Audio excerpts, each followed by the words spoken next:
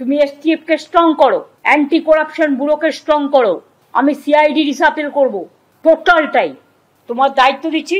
তুমি সমস্ত প্রস্তাব আমায় দেবে, আর যার বিরুদ্ধে কমপ্লেন আছে, কমপ্লেন পেলে ক্রস চেক করো। ক্যান্সারে নেই আর ভয়, এনসিআরআই হবে এর জয়। আপনাদের ভরসায় নেতাজি সুভাষচন্দ্র বোস ক্যান্সার হসপিটাল। বৃহস্পতিবারই মুখ্যমন্ত্রীর গলায় শোনা গেছিল পুলিশ ও সিআইডিতে ব্যাপক রদবদলের হুঁশিয়ারি। তারপরেই শুরু হয়ে গেল অ্যাকশন। ইতিমধ্যে সাসপেন্ড করা হয়েছে আসানসোল দুর্গাপুর কমিশনারেটের অন্তর্গত বারাবণী থানার ওসি মনোরঞ্জন মণ্ডলকে। এবার কম্পালসারি ওয়েটিং এ পাঠানো হলো কাঁকসা থানার আইসি পার্থ ঘোষকে। তাকে দ্রুত পদ থেকে সরে যাওয়ার নির্দেশ দেওয়া হয়েছে। প্রশ্ন উঠতে শুরু করেছে এবার কে, কারণ মুখ্যমন্ত্রীর এই হুঁশিয়ারির পরই তোলপাড় শুরু হয়েছে রাজ্য পুলিশ প্রশাসনের অন্দরে।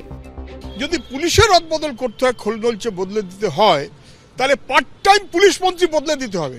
ফুল টাইম পুলিশ মন্ত্রী কাউকে দায়িত্ব দিন। পার্ট টাইম ডিজি পুলিশের বদলে দিন, ফুল টাইম ডিজি কাউকে দিন। সূত্রের খবর, পুলিশের নিচুতলা থেকে উঁচুতলা বড়সড় রদবদল প্রায় আসন্ন বললেই চলে। ইন্সপেক্টর থেকে আইপিএস পর্যন্ত বড়সড় রদবদলের সম্ভাবনা। রাজ্য পুলিশের দুর্নীতি দমন শাখা এসটিএফ, রাজ্য পুলিশের গোয়েন্দা সংস্থা সিআইডিতেও খোলনলচে বদল করা হবে।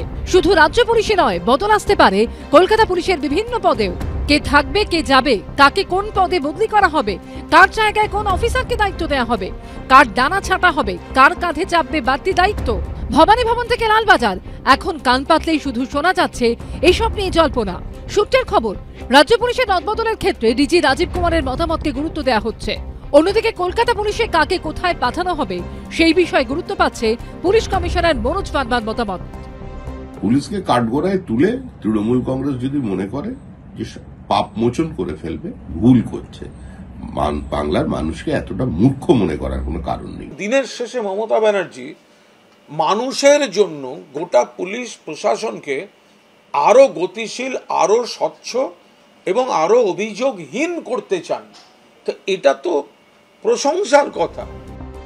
সব মিলিয়ে পুলিশের সম্ভাব্য রদবদল নিয়ে জল্পনার শেষ নেই। আশাবুল হোসেন, বিজেন্দ্র সিংহ ও রুমা পালের রিপোর্ট, এবিপি আনন্দ।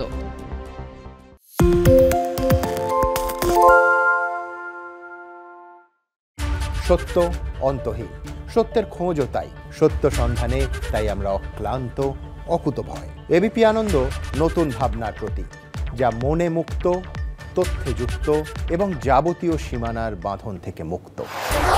সীমা না শব্দটির মধ্যে লুকিয়ে আছে মানা শব্দটি, যেন চোখ রাঙানি এক অদৃশ্য বেড়াজাল, যা আটকে রাখে আমাদের এক ছোট্ট গণ্ডির মধ্যে। একমাত্র সঠিক খবরই গড়ে তুলবে এক মুক্ত সমাজ। সেই জগৎ গড়ার লক্ষ্যে কোনো সীমানার ঠুকুটি আমরা মানব না। এবিপি আনন্দ এগিয়ে থাকে, এগিয়ে রাখে।